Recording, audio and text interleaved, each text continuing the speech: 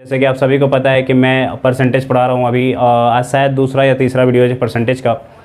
Percentage में मैंने सिर्फ इतना बता रखा अभी तक कि परसेंटेज है क्या, परसेंटेज को ऑपरेट कैसे करेंगे और परसेंट ऑपरेट होता किस पे है, परसेंट को कैसे फ्रैक्शन में लिखते हैं। मैंने परसेंट को फ्रैक्शन में और फ्रैक्शन को परसेंट में लिखना बताया था, ठीक है। मैं आज छोटा सा फिर से अगर एग्जांपल दूँ, कहीं पे अगर 20% लिखा हुआ है तो इसका मतलब होता है 1/5, और कहीं पे अगर 1/6 लिखा है तो इसका मतलब होगा 16 से 2/3%। अब ये कैसे हो रहा है ये भी आपको अच्छे से पता होगा, मैंने बता भी रखा है पहले एक दो वीडियो में। जब आप परसेंट को फ्रैक्शन में लिखते हैं तो परसेंट हटाते हैं तो percent is equal to, first video में ही बता रखा था कि ये होता है कितने 1/100, और ये सबको पता है कि परसेंट बराबर क्या होता है 1/100। 1/100 करेंगे तो 20 से 5 पर में जाएगा 1/5। और इसको कैसे पढ़ेंगे, जब कभी भी 5 का 20% निकालेंगे तो कितना आएगा 1, जब कभी भी 5 का 20% निकालेंगे तो कितना आ जाएगा 1 आ जाएगा। ये हमने बता रखा था, ठीक है।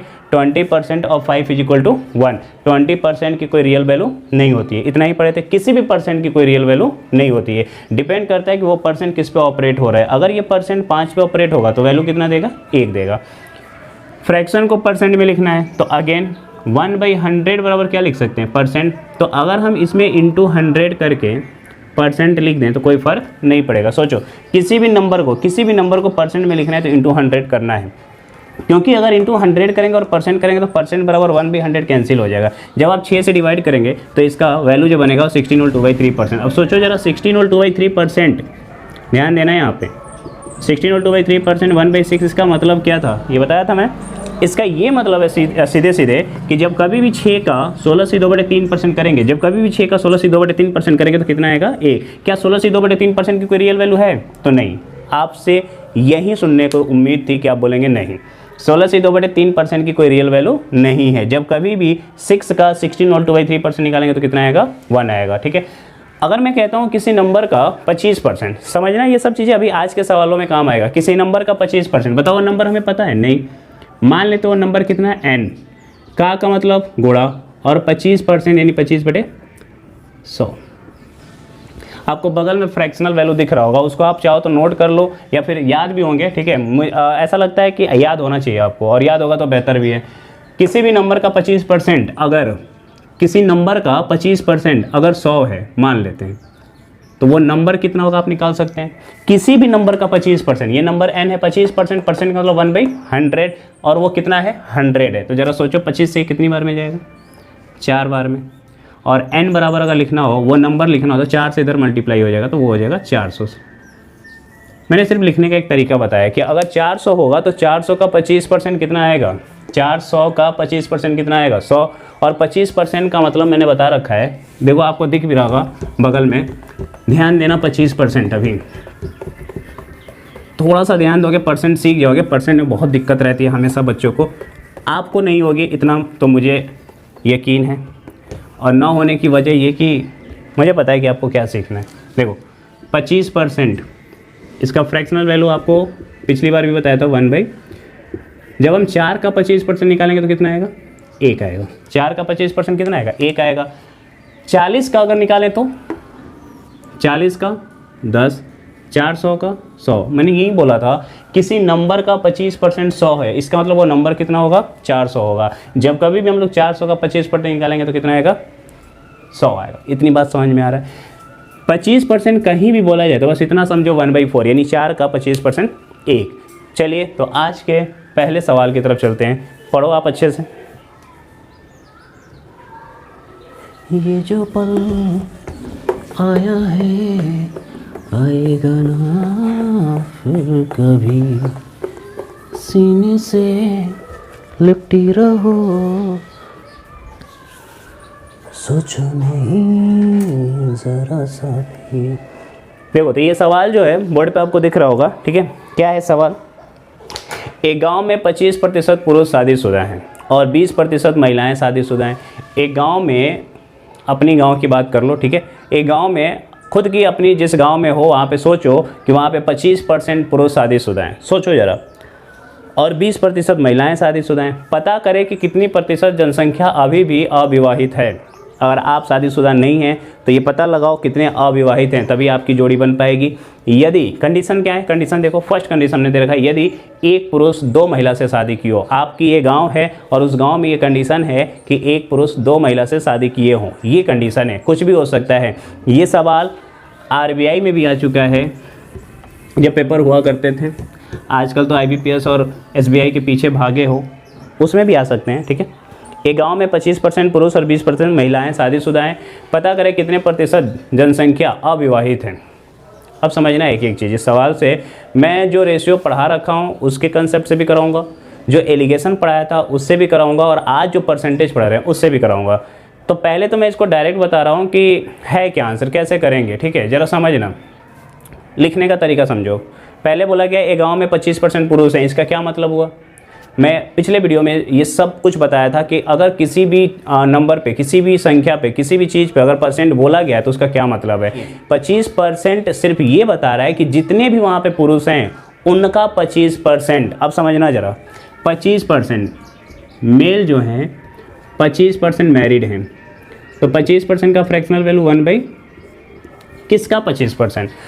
25% इकलौता, इसका कोई वैल्यू नहीं है। बोला गया है 25% पुरुष शादीशुदा है, इसका मतलब ये हुआ कि उस गांव में जितनी भी जनसंख्या है उसके 25% पुरुष शादीशुदा है। तो ये हम कह सकते हैं ये टोटल मेल है और ये मैरिड मेल है। समझ में आ रही बात।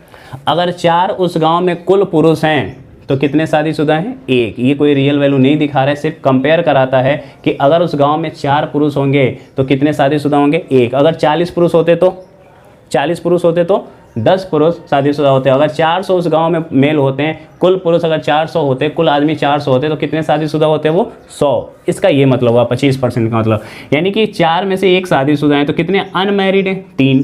फीमेल पे आ जाओ, ध्यान देना, फीमेल की बात कर लेते हैं। फीमेल जो है वो 20% मैरिड है, इसका ये मतलब हुआ 1/5। फ्रैक्शनल वैल्यू अभी था, ठीक है, फिर से दिखा दे रहा हूँ, देख लो। फ्रैक्शनल वैल्यू में देखो क्या लिखा है, 20% बराबर 1/5। अब ध्यान दो क्वेश्चन पे, 20% इज इक्वल टू 1/5। 5 अगर उस गांव में कुल महिला हैं, कुल महिला 5 हैं, तो उसके 20% शादीशुदा, यानी 1 शादीशुदा महिला है वहाँ पे। सोचो जरा, यहाँ पे टोटल फीमेल 5 है, तो 5 का 20% 1, और 1 जो है वो मैरिड फीमेल। इतनी बात समझ में आ रहा है? ठीक है, सवाल को सॉल्व कर लेना ही सब कुछ नहीं है, सवाल को समझना ही सब कुछ है। अगर आप सवाल समझ गए तो सॉल्व हो जाएगा। परसेंट ऑपरेट करना बहुत बड़ी बात नहीं है, सवाल को समझ में आना चाहिए। 25% पुरुष अगर शादीशुदा है, इसका मतलब 4 टोटल पुरुष होंगे तो 1 शादीशुदा होगा, और 20% अगर 20% महिलाएं शादीशुदा हैं, इसका मतलब 5 महिलाएं होंगी टोटल। अगर 5 होंगी तो 1, 50 होगी तो 10, 500 होगा तो 100। क्लियर है ये बात? अब ध्यान दो, यहाँ पे 5 टोटल फीमेल और टोटल मेल 4 उस गांव में हैं। अब आपसे ये पूछा गया है कि बताइए कितने प्रतिशत आबादी शादीशुदा नहीं है। समझना, अनमैरिड पॉपुलेशन की बात कर रहा है, अनमैरिड पॉपुलेशन का परसेंट बताना है। हमने पिछले वीडियो में बताया था कि जिस नंबर का, जिसकी बात की जा रही है, जैसे पी और क्यू का, ध्यान देना, पी और क्यू में पी कितना परसेंट है क्यू का, पी कितना परसेंट है क्यू का, तो जिसकी बात की जाती है उसको ऊपर रखते हैं और जिससे कंपेयर करते हैं उसको नीचे रखते हैं। अनमैरिड पॉपुलेशन का परसेंटेज बताना है, अनमैरिड पॉपुलेशन का परसेंटेज बताना है, यानी हमें ये बताना है कि उस गांव में कितने प्रतिशत आबादी शादीशुदा नहीं है। अब एक बात बताओ, अनमैरिड, अगर 1 मैरिड है, यहाँ पे 1 मैरिड, तो यहाँ पे 3 अनमैरिड होगा, यहाँ पे 4 अनमैरिड होगा, तो 3 और 4 7 ऐड कर लेंगे क्या? नहीं। मैंने रेशियो में बताया था कि 2 अलग अलग रेशियो को कभी भी ऐड या सब्ट्रैक्ट नहीं करते हैं। मैंने रेशियो में बता रखा था कि 2 अलग अलग रेशियो को कभी भी ऐड या सब्ट्रैक्ट नहीं करते हैं जब तक उसमें कोई कंडीशन ना हो। कंडीशन यहाँ पे ये दे रखा है कि एक पुरुष ने 2 महिला से शादी किया। इसका कंसेप्ट समझना, एक पुरुष ने 2 महिला से शादी किया, मतलब कि अगर एक शादीशुदा होगा पुरुष तो 2 महिलाएं शादीशुदा होंगी। अगर उस गाँव में 10 पुरुष शादीशुदा हुए तो हर एक की 2-2 बीवी, 20 महिलाएं शादीशुदा होंगी। अगर उस गांव में 3 पुरुष शादीशुदा होंगे तो 6 महिलाएं शादीशुदा होंगी, और अगर 300 पुरुष शादीशुदा हैं तो 600 महिलाएं शादीशुदा होंगी। बात समझ में आ रहा है? यानी कि जितने भी पुरुष शादीशुदा हैं उसके 2 गुना महिलाएं शादीशुदा होनी चाहिए। तो अगर 1 मैन मैरिड है तो 2 वुमेन मैरिड होना चाहिए, और अगर 2 से ऊपर गुणा करते हैं तो 2 से आपको नीचे भी करना पड़ेगा ताकि रेशियो में कोई फर्क ना पड़े, परसेंटेज में कोई फर्क ना पड़े।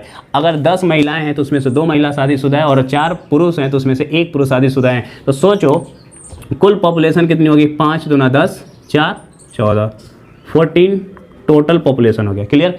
अनमैरिड देख लो, अगर 4 में से 1 शादीशुदा है तो कितने अनमैरिड हो गए मेल? 3। 10 में से 2 अगर शादीशुदा हैं तो कितने अनमैरिड हो गए? 8। 10 में से 2 शादीशुदा महिलाएं हैं तो 8 अभी भी बची हुई शादी करने के लिए, है ना, इंटू 100%, यही बताया था।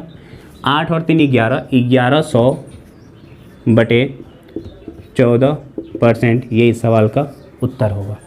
क्लियर है? ये हमने कैसे कर रखा है, परसेंटेज को फ्रैक्शन में चेंज करके किया। जैसे ही परसेंट को फ्रैक्शन में चेंज करेंगे डायरेक्ट आंसर लिख सकते हैं। इतना बड़ा भी सवाल नहीं है ये, हाँ, लेकिन अच्छा सवाल। अगर आप ऐसे सवालों को करना सीख जाते हैं तो आप परसेंट को करना सीख जाएंगे, आप परसेंट समझना सीख जाएंगे कि परसेंट के सवाल को लिखेंगे कैसे। 25% पुरुष शादीशुदा, इसका ये कतई मतलब नहीं है कि 25 आदमी शादीशुदा है। हाँ, अगर 4 पुरुष होंगे तो उसमें से 1 पुरुष शादीशुदा है, इसका यही मतलब है। 20% महिलाएं अगर शादीशुदा हैं तो वहाँ पे अगर 5 महिलाएं होंगी तो कितनी शादीशुदा हो गई? 2। ये तो हो गया आपके फ्रैक्शन से। अब मैं बात करता हूँ कि इसको आप लोग परसेंटेज से कैसे करेंगे, समझना जरा इसको भी। आंसर ध्यान रखना, 1100 बटे 14। सीने से लिपटी रहो, सोचो नहीं जरा सा भी। देखो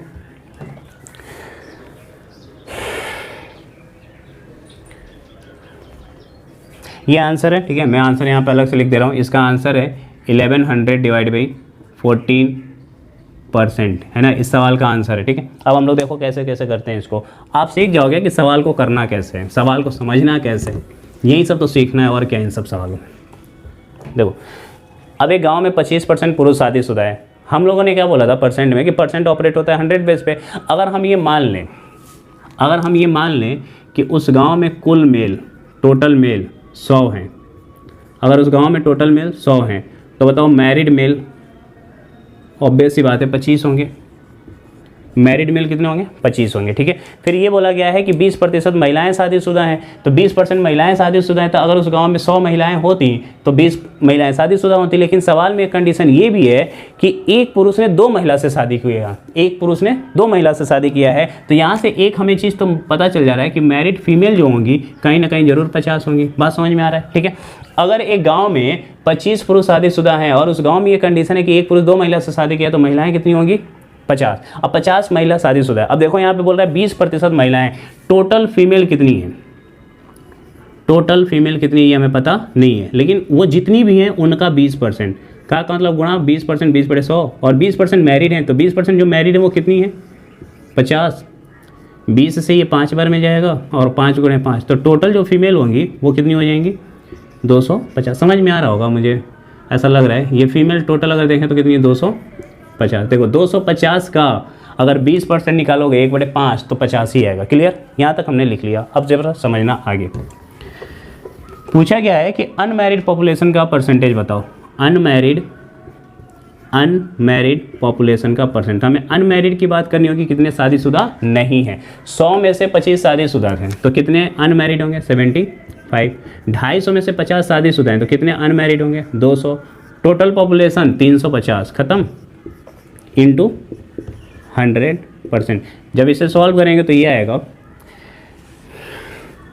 275 बटे 350 गुणे 100%। और जब इसे सॉल्व करेंगे तो 0 0 कैंसिल, 5 से कट जाएगा, 5 से 7 बार में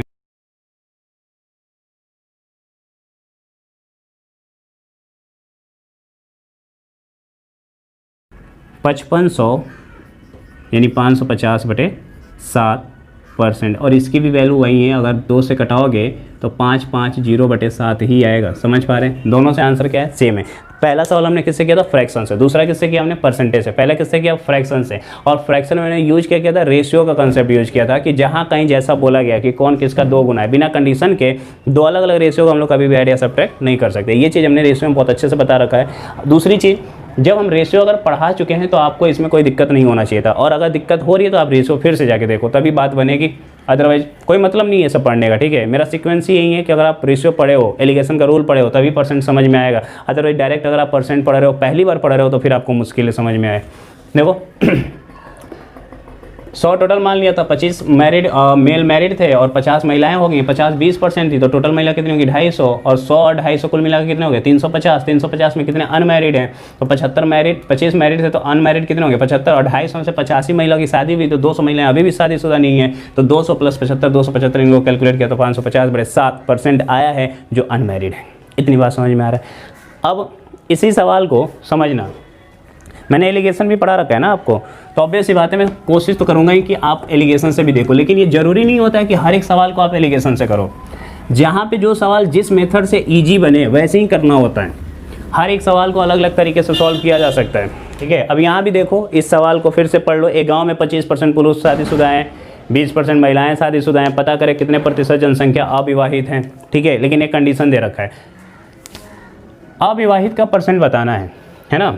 समझना जरा, गांव में 25% पुरुष शादीशुदा है, इसका क्या मतलब हुआ कि जितनी भी पॉपुलेशन है उसमें से 25% मैरिड है तो 75% अनमैरिड है, क्योंकि अपने आप में कोई भी वैल्यू 100% होता है। यही पढ़े थे हम लोग। मैंने एलिगेशन कराते वक्त ये बताया था कि जब भी आप एलिगेशन लगाओ तो किसी एक ही डेटा में लगाओ, या तो सारे के सारे अनमैरिड में या सारे के सारे मैरिड में। यहाँ पे बोला गया है कि कुल पॉपुलेशन कितना प्रतिशत अनमैरिड है, तो हम अनमैरिड में एलिगेशन लगाएंगे। किस में एलिगेशन लगाएंगे? अनमैरिड में। सोचो मेल, समझना जरा, मेल अगर 25% पुरुष उस गांव में शादीशुदा हैं तो 75% पुरुष ऐसे होंगे जो शादीशुदा नहीं होंगे। इतनी बात समझ में आ रहा है? क्यों?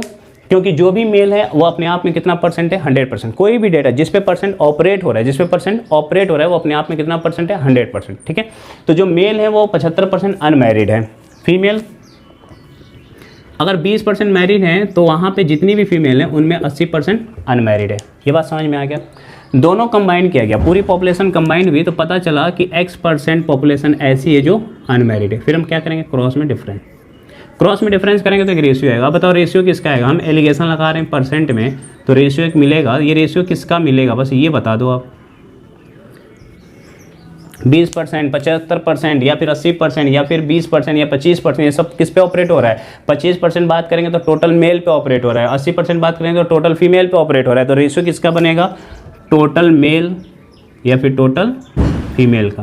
बात समझ में आ रहा है? किसका रेशियो बनेगा? टोटल मेल और टोटल फीमेल का। अब टोटल मेल टोटल फीमेल का रेशियो कैसे पता चलेगा? ध्यान दो, शुरुआत में बोल रखा है कि टोटल नंबर ऑफ मेल जितने भी हैं, टोटल नंबर ऑफ मेल जितने भी हैं उनके 25% शादीशुदा हैं, 25/100।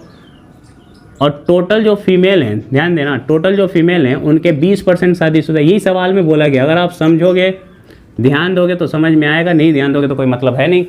जैसे ही टोटल मेल का हमने 25% किया तो ये वो वाला डेटा है जो शादीशुदा है, ठीक है। ये वो डेटा है जो ये शादीशुदा है। शादीशुदा मेल की संख्या आ गई और ये शादीशुदा फीमेल की संख्या आ गई। और सवाल में ये बोला गया है कि एक आदमी 2 महिला से शादी किया, तो बताओ महिलाओं की जितनी भी संख्या होगा वो मेल का 2 गुना होगा कि नहीं होगा? और अगर मेल का 2 गुना है तो मेल में अगर हम 2 से मल्टीप्लाई कर दे, जितने भी आदमी थे शादीशुदा उसमें 2 से गुणा कर दे तो वो शादीशुदा महिलाओं की संख्या के बराबर हो जाएगा। यहाँ से 100 से 100 कैंसिल हो जाएगा, 2 से ये 10 हो जाएगा, 5 से ये 5 बार में जाएगा और ये 5 से 2 बार में जाएगा। सोचो, total male divide by total female की अगर हम बात करें तो कहीं ना कहीं ये 2/5 आएगा। इतनी बात समझ में? तो ये रेशियो अपने आप कितना हो गया? 2/5। इसका ये मतलब हुआ कि उस गांव में कुल मेल की संख्या अगर 2 होगी तो कुल फीमेल की संख्या 5 होगी। कुल मेल की संख्या अगर 2 होगी तो कुल फीमेल की संख्या 5 होगी। रिकॉल करो, मैंने दूसरे या तीसरे एलिगेशन के कंसेप्ट में जो मेरा दूसरा या तीसरा वीडियो पड़ा होगा एलिगेशन का, आप वापस जाके देखोगे तो पता चलेगा कि मैंने ये बता रखा है कि इनका जो डिफरेंस है, अगर ये सब चीज़ें ध्यान नहीं रखते हो तो कोई मतलब नहीं है फिर पढ़ने का। 75 और 80 में कितने का अंतर है? 5 का। अगर यहाँ पे अंतर 5 का है तो इनका सम भी कितने का होना चाहिए? 5 का। ये सब क्यों होना चाहिए? हमें x की वैल्यू निकालनी है, ठीक है। अगर x की वैल्यू निकालनी, इन तीनों में से किसी की भी वैल्यू निकालनी है तो इनका अंतर इनके सम के बराबर होना चाहिए। तो सोचो जरा, इनका सम है 7, इनका सम कितना है? 5 और 2 7। 7 रेशियो किसके बराबर होगा? 7 रेशियो किसके बराबर होना चाहिए? 5 के। तो 1 रेशियो किसके बराबर होना चाहिए? 5/7 के, ठीक है। तो 2 रेशियो किसके बराबर होना चाहिए? 5 दूना 10/7 के। अब हमें इस रेशियो से कोई मतलब नहीं है। अब डायरेक्ट आंसर हम लोग निकाल सकते हैं। अब सोचो, 75 80 के बीच में ये वैल्यू होती है, 75 से ज़्यादा होगा और 80 से कम होगा। सोचेंगे क्यों? तो जाके एलिगेशन देखो फिर, और क्या। 75 से ज़्यादा होना चाहिए, 80 से कम। 80 से कितना कम होना चाहिए? 10/7। तो जो x की वैल्यू है, मैं अब यहाँ पे लिख दे रहा हूँ, ठीक है। जो x की वैल्यू है वो 80 से कम होगा। कितना कम होगा 80 से? 10/7 कम होगा। 8 सते 56, 750 माइनस 10/7, 550/7% पॉपुलेशन ऐसी है जो अनमैरिड है। ख़त्म हो गया। अब बताओ, ये सवाल हमने फ्रैक्शन से भी किया है ना, परसेंटेज से भी किया, इस सवाल को मैंने एलिगेशन से भी किया, यही पढ़ा रखा हूँ, ठीक है। इसलिए अभी यही सब कर रहे हैं। जैसे ही हम लोग आगे बढ़ेंगे प्रॉफिट एंड लॉस में, टाइम एंड वर्क में, तो इन सब कंसेप्ट को और फिर से अच्छे से यूज किया जाएगा। अभी मैं परसेंटेज का जो सवाल लेकर आया हूँ, ठीक है, ये सिर्फ इतना ही था कि इसको कैसे करेंगे। मैं आपके प्रैक्टिस के लिए एक और सवाल इसी में डाल रखा हूँ, सेकेंड सवाल जो आपको स्क्रीन पे दिख रहा होगा, ध्यान दो और ये सब फिर से देख लेना। जहाँ कहीं भी डाउट होगा समझना। क्लास में जब कराता था सवाल ये, तो बच्चे फिर गूगल पे सर्च करते थे गाँव कि कहाँ ऐसे गाँव है जहाँ पे एक आदमी 2 महिला से शादी कर रहे हैं। लेकिन दूसरा सवाल पढ़ो, उसमें लिखा हुआ है सेम यही कहानी कि गांव में 25% पुरुष शादीशुदा हैं, 20% महिलाएं शादीशुदा हैं। पता करें कितने प्रतिशत आबादी अभी भी अविवाहित है यदि एक महिला ने 2 पुरुष से शादी कर लिया हो। अब लो, कहानी बदल गई। सब कुछ वही है, बस थोड़ा सा चेंज हुआ है। और मुझे उम्मीद है कि इस सवाल को जब मैं करूँगा तो आपको अच्छे से समझ में आ जाएगा। सवाल में क्या बोला गया है कि एक गाँव में 25% पुरुष शादीशुदा हैं। अगेन टोटल मेल, ठीक है, मेल की बात की जा रही है कि वो 25% शादीशुदा हैं। सोचो अगर 25% शादीशुदा हैं ये, अगर 25% शादीशुदा है तो इसकी फ्रैक्शनल वैल्यू 1/4, जहाँ पे 4 होगा टोटल मेल और 1 होगा मैरिड मेल। क्लियर? जब भी ऑपरेट होगा डिनोमिनेटर पे ऑपरेट होगा। अगर 4 होंगे उस गांव में कुल पुरुष, तो उसमें से 1 शादीशुदा होगा और 20% महिलाएं शादीशुदा हैं। अगेन 1/5, यानी कि कुल महिला, कुल फीमेल अगर 5 हैं तो उसमें से मैरिड फीमेल कितनी होंगी? 1 होंगी। सवाल में कंडीशन क्या है? कंडीशन पे जाओ, डायरेक्ट आंसर आ जाएगा। एक महिला ने 2 पुरुष से शादी कर ली है। यहाँ पे अगर एक महिला 2 पुरुष से शादी की है तो सोचो उस गांव में जब गए तो पता चला 10 महिलाएं शादीशुदा हैं, तो कितने पुरुष शादीशुदा होंगे? 20, क्योंकि एक ने 2 को पकड़ रखा है। तो अगर एक महिला 2 पुरुष से शादी की है तो 1 मैरिड अगर फीमेल है तो 2 मैरिड मेल होना चाहिए। तो सोचो 2 होना चाहिए, इसका है 2 गुना होना चाहिए। तो 2 से ऊपर गुना करेंगे तो नीचे भी कितने से करेंगे? 2 से। क्लियर हुआ ये बात? अब अनमैरिड पॉपुलेशन का परसेंट, मैरिड पॉपुलेशन का बताना होता तो क्या होता? 2 और 1 3, 3/8, 5 13। लेकिन हमें बताना है अनमैरिड पॉपुलेशन। जिसकी बात की जाती है उसे ऊपर रखते हैं और जिससे कंपेयर करते हैं उसको नीचे रखते हैं इंटू 100%। इसी के जस्ट पहले वाले वीडियो में करा रखा था। तो 8 में से 2 शादीशुदा हैं, तो अभी भी कितने बचे हुए हैं? 6 बचे हुए हैं जिनकी शादी करनी है। 8 में से 2 शादीशुदा हैं, 6 बचे हैं अभी जिनकी शादी करनी है। और 5 में से 1 शादीशुदा हैं, तो कितने बचे हैं? 4/8 और 5 इंटू 100%। बात समझ में आ रहा है? आ रहा होगा समझ में। देखो 8 में से 2 शादीशुदा हैं तो अनमैरिड कितने? 6, और 5 में से 1 शादीशुदा हैं तो अनमैरिड कितने? 4। इनको ऐड करो, 6 4 10, यानी कि 1000/13% अभी भी उस गांव में अनमैरिड है। बात समझ में आ रहा है? तो मुझे लगता है आप ऐसे सवालों को कर लोगे, ठीक है। मैं एक और सवाल छोटा सा देता हूँ। ये सवाल जैसे भी आप करते आए हो कोई दिक्कत नहीं है, ठीक है। इसी सवालों में सोचो अगर मैं ऐसे दे दूँ, एक छोटा सा बस एग्जांपल, मैं ही चेंज करूँ, आप देख लो, ठीक है। सिर्फ छोटा सा एक एग्जांपल दे रहा हूँ, समझना। हमने कहा कि एक गाँव में जो पुरुष हैं, जो ये महान पुरुष हैं, वो 16 से ही 2/3% शादीशुदा हैं। इसका ये मतलब हुआ कि उस गांव में जितने भी पुरुष हैं उनके 16 और 2/3% मैरिड है। जितने भी हैं, ठीक है, उनके 16 और 2/3% मैरिड है। ये परसेंट में समझना जरूरी है। बिना किसी पे ऑपरेट किए परसेंट का कोई मतलब नहीं है। जितने भी पुरुष हैं उनके 16 से 2/3% मैरिड है। इसका ये फ्रैक्शनल वैल्यू आपने बचपन से पढ़ा है, 1/6 होता है। और इसका क्या मतलब है मैं अभी बता दूं कि जब 16 से 2/3% 6 का निकालेंगे तो 1 आएगा। और 16 से 2/3% किस पे ऑपरेट हो रहा है? कुल पुरुष पे। किस पे ऑपरेट हो रहा है? कुल पुरुष पे। तो अगर कुल पुरुष, कुल महान पुरुष 6 हुए हैं तो उनमें से कितने की बलि चढ़ चुकी है? 1 की, यानी 1 की शादी हो चुकी है। बात समझ में आई? अगर उस गांव में कुल 6 पुरुष हैं तो उनमें से कितने की शादी हो चुकी है? 1 की। अब समझना, महिलाएं ये भी कम नहीं है। महिलाएं एक बार मुस्कुरा कर देख लें तो 2-3 साल बच्चों का निकल जाता है कंपटीशन निकालने में। देखो महिलाएं जो हैं इनको बोला गया है कि ये 12.5%, आसान सा डेटा भी ले रहे हैं, ठीक है। 12.5% महिलाएं शादीशुदा है। इसका ये मतलब हुआ 1/8, फ्रैक्शनल वैल्यू 1/8। आपने देखा होगा, शुरुआत में मैंने दिखाया अभी तक, ठीक है। यहाँ भी एक बार और देख लो, 12.5% कितना आ रहा है? डूडो 12.5% 1/8, यानी 12.5% की फ्रैक्शनल वैल्यू कितनी? 1/8। वापस से उसी सवाल पे हमने सिर्फ डेटा चेंज किया है, ठीक है। पुरुष 16 से 2/3% शादीशुदा है और महिलाएं 12 से 1/2% शादीशुदा है। इसका मतलब ये हुआ कि अगर कुल महिला 8 होंगी तो शादीशुदा महिलाएं कितनी हैं, 1 हैं, ठीक है। कंडीशन, हमने कंडीशन मान लो ये दे दिया, कंडीशन ये दे दिया 1 मैन, एक आदमी शादी कर रहा है 3 महिला से, ये हमने दे दिया मान लो कंडीशन, ठीक है। हमने कंडीशन दिया इसको, ठीक है। प्रैक्टिकल मत लेना, बस ये सवाल में है, ठीक है। एक आदमी ने क्या किया है, शादी किया कितनी महिला से, 3 महिला से। ये कंडीशन है कि प्रत्येक आदमी कितनी महिलाओं से शादी कर रहा है, 3 महिला से। तो सोचो अगर एक आदमी शादीशुदा है तो वहाँ पे 3 महिलाएं शादीशुदा होंगी, और अगर एक आदमी शादीशुदा है और 3 महिलाएं हैं तो यहाँ भी 3 होना चाहिए, क्योंकि यहाँ पे एक पुरुष है, एक पुरुष शादीशुदा है तो 3 महिला, तो यहाँ भी 3 से गुणा करना चाहिए। अब सोचो मैरिड पॉपुलेशन पूछ लीजिए, उस गांव में कितने प्रतिशत आबादी शादीशुदा है, उस गांव में कितने प्रतिशत आबादी शादीशुदा है, तो कुल आबादी देख लो कितनी है, 24 और 6 30, 8 × 3 24 और 6, ये टोटल महिला और ये टोटल पुरुष, कुल महिला, ये 24 और 6 30, शादीशुदा 1 और 3 4 × 100, 0 0 कैंसिल, ठीक है। 40/3% आबादी वहाँ पे शादीशुदा है। तो मुझे उम्मीद है ये सवाल समझ में आ रहा होगा। सवाल ये था बस कि परसेंट को लिखेंगे कैसे और परसेंट को समझेंगे कैसे। बस एक ही चीज़ अपने दिमाग में बैठा के रखना कि परसेंट की कोई रियल वैल्यू नहीं है, पहली चीज़। दूसरी, परसेंट हमेशा किसी ना किसी पे ऑपरेट होता है, और जिस पे ऑपरेट होता है ये समझ में आना चाहिए कि सवाल में किस पे ऑपरेट किया जा रहा है। अब ये एक सवाल है छोटा सा जो रेशियो मैंने करा रखा है, लेकिन वहाँ पर मैंने रेशियो में दे रखा था और यहाँ पर हमने परसेंट में दे रखा है। पढ़िए सवाल को, अच्छे से पढ़िए।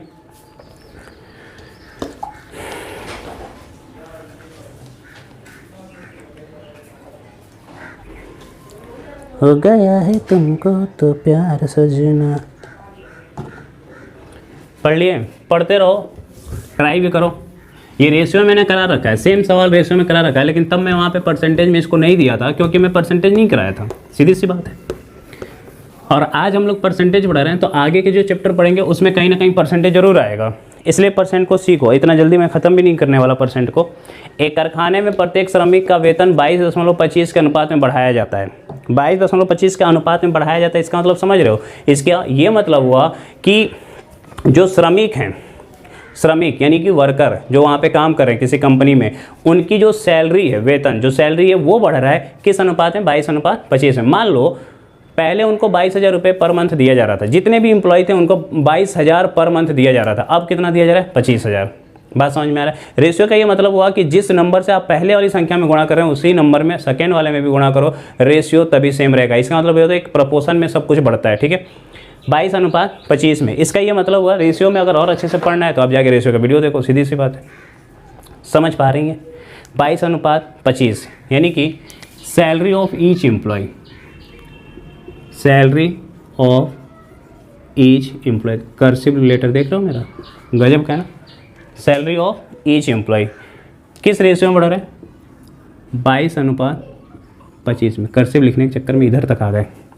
22:25 में, यानी कि पहले 22,000 सैलरी थी तो अब कितनी हो गई है, 25,000। फिर क्या बोला गया है, लेकिन श्रमिक की संख्या, समझ में आ रही बात, नंबर ऑफ एम्प्लॉय, पहले क्या किया उसने, एम्प्लॉय की संख्या बढ़ा दी, सॉरी एम्प्लॉय का वेतन बढ़ा दिया, वेतन सारे एम्प्लॉय खुश, पहले 22,000 मिला था 25,000, लेकिन इसने क्या किया कि श्रमिकों की संख्या 26 से 2/3% से कम कर दिया, कुछ को भगा दिया। ये गलत काम हो गया। उसने क्या किया कि कुछ एम्प्लॉय को जितने भी थे उनका 26 होल 2/3, ये इसका ये मतलब है, देख लो ध्यान से, 26 होल 2/3% श्रमिक उसने क्या किया, कम कर दिया। इसका मतलब जितने भी श्रमिक होंगे, अब ये देखो ये परसेंट किस पे ऑपरेट हो रहा है, उनके कुल वर्कर पे। जितने भी वर्कर थे उनके 26 से 2/3% क्या हो गए, निकाल दिए गए। तो अगर इसका फ्रैक्शनल वैल्यू बना लें तो जो डिनोमिनेटर होगा उसी पे ऑपरेट होगा ना, और जो न्यूमरेटर होगा उसकी ये वैल्यू होगी कि इसका फ्रैक्शनल वैल्यू बनाना है। अब फिर से देखो जो आपने लिखा है कुछ फ्रैक्शनल वैल्यू, उसमें 2/3 कहीं पे है, 6 होल 2/3% की वैल्यू हमने लिखा है 1/15, ये होता है, ठीक है। 18 तो 20/3 और 20/3% को लिख सकते हैं 1/15, 1/100 करोगे ना तो आएगा 1/15, ठीक है। इतना कर लेना, अब मैं ये नहीं बताने वाला। फिर भी 6 × 3 18 तो 20, 20/3 और परसेंट का 1/100 जब करेंगे तो ये आएगा 1/15। अब जरा बताओ इसका ये कितना गुना दिख रहा है, लगभग 4 गुना दिख रहा है कि नहीं। अगर आप 4 से दोनों बगल मल्टीप्लाई कर दो तो 6 चौके 24 नीचे दिख रहा होगा शायद, और 4 दूना 8/3% बराबर 4/15।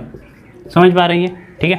अब बताओ 3 से ये कितनी बार में जाएगा, 3 से 2 बार में जाएगा, 3 दूना 6, 3 से 2 बार में गया, 2 इधर चला जाएगा तो 24 + 2 कितना हो जाएगा 26, और यहाँ पे 6 अगर चला गया तो 2 बचेगा। तो इसको हम लोग लिख सकते हैं 4/15। क्या लिख सकते हैं इसको 4/15। समझ में आ रही है? इतना तो समझ में आ ही रहा होगा। 26 से 2/3% को क्या लिख सकते हैं 4/15। देखो 100 पे ऑपरेट करोगे तो भी ये करना ही पड़ेगा, या फिर 26 × 3 + 2 कर लो, या फिर इसको कैसे कर सकते हैं 25% + 1/2/3%। जो कुछ भी करना है करो, लेकिन हमें पता है कि ये 6/2/3% का 1/15 का सीधे सीधे दिख रहा है 4 गुना। तो मैं तो ऐसे ही करूँगा कि इसका 4/15। मुझे अगर आपकी प्रैक्टिस हो जाएगी तो आप ऐसे ही देख के बताओगे कि 6/2/3 का ये 4 गुना है। 6 चौके 24, 4 गुना है, और 6/2/3 का वैल्यू होता है 1/15 यानी 4/15। अब सोचना आप इतने प्रतिशत से एम्प्लॉय कम हो गए। नंबर ऑफ एम्प्लॉय सैलरी था ये, और नंबर ऑफ एम्प्लॉय थे। अब ये क्या कह रहा है, नंबर ऑफ एम्प्लॉय कम हो गए, यही है सवाल में, ठीक है। नंबर ऑफ एम्प्लॉय क्या हो गए, कम हो गए। कितने से कम हो रहे हैं, 26 से 2/3% से कम हो रहा है। इसका मतलब ये हुआ कि कंपनी में अगर पहले 15 एम्प्लॉय रहे होंगे, 15 एम्प्लॉय रहे होंगे, 15 श्रमिक रहे होंगे, तो उसका 26 से 2/3 कितना आएगा 4 आएगा, और 4 कम होकर कितना हो जाएगा ये, अरे भैया 15 में से 4 चले जाएंगे तो कितने बचेंगे, 11 ही तो बचेंगे।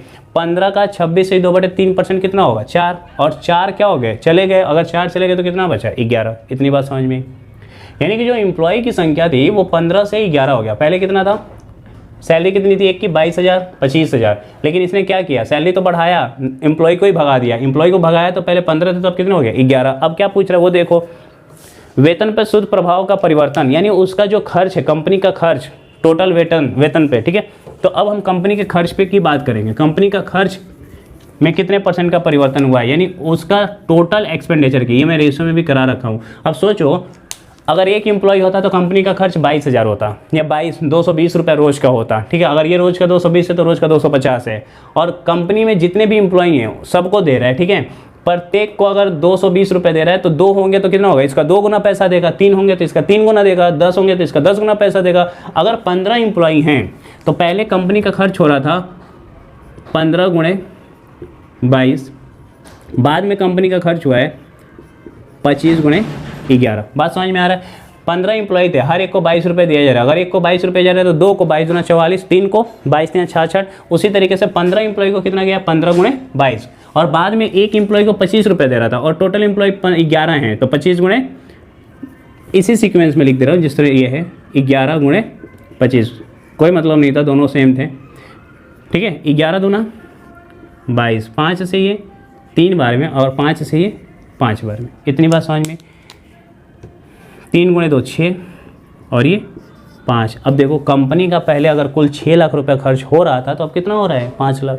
कंपनी ने क्या दिमाग लगाया, अपने एम्प्लॉय की संख्या कम कर दिया, और जो भी बचे हुए थे उनकी सैलरी बढ़ा दिया, जो भी कंपनी में थे उनकी सैलरी बढ़ा दिया, और कुछ लोगों को उसने भगा दिया। ऐसा करके कंपनी ने कुछ अपनी बचत की।